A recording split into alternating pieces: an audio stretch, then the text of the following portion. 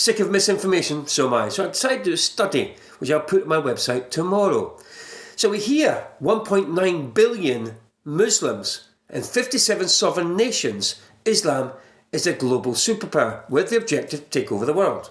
Jewish people, on the other hand, are 0.2% of the world population and have a country smaller than the state of Jersey.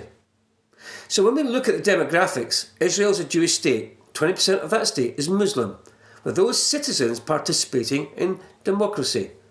Conversely, Jewish and Christian communities across the Middle East have all but been erased, reduced from hundreds of thousands to a mere handful in countries like Yemen and Syria. So the question of land often ignores the 57 nations cannot tolerate the existence of one small Jewish state, while that state integrates a significant Muslim minority, around 1/3 of the total population. Peace requires more than drawing lines on a map. It requires the same pluralism from the 57 nations that demand it of that one. Now, I am not a Zionist. I'm a person who only reports facts. If you can dispute those facts I've just stated, then please do so.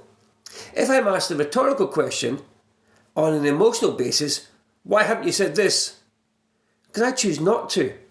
I would suggest you do your own video and then say what you want to do, showing your face. Because very often those people that sit behind blank profiles throw out emotional claptrap based on their own ideas of what the reality is. These people haven't been anywhere near Palestine. I worked in Palestine. In fact, I worked there for 4 years. 4 years in Palestine. And in those 4 years, I saw what Hamas have done. I saw how the people suffered. I saw how they were taken over. But what you don't see, and what you really don't see, is what other Arab countries think of Palestine. Syria is a good example. They've got a 40-foot wall around the perimeter of their country, stopping the Palestinians getting in. But they've also got a 70-foot underground, in case they tunnel. Then you have Jordan, don't allow them in either. Egypt, don't allow them in either. Iraq, Kuwait, don't allow them in either. Why would Arab countries that are Muslim not allow them in? Because they are terrorists. They're run by Hamas. Now, there are good people in Palestine, absolutely no doubt. But unfortunately, they are a terrorist state. And it's not the fault of the people of Palestine originally. But they've allowed Hamas to take over. Now, we're in the same situation in the UK. We're allowing the Muslim Brotherhood to take over, courtesy of Keir Starmer.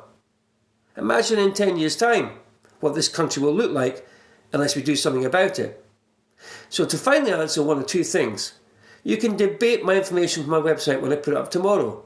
You can actually drop me an email about it if you're unhappy with the statistics that I have, which I can prove.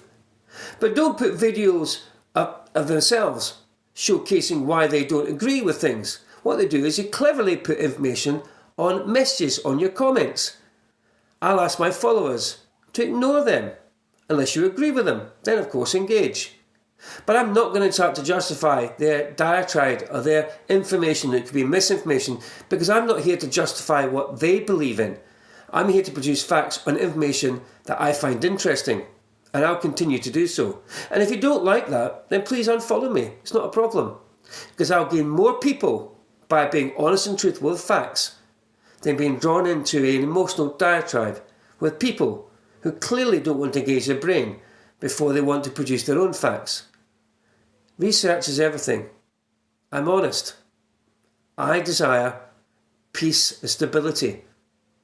I do not believe we can get that with a group of 57 countries who don't allow Christianity to flourish.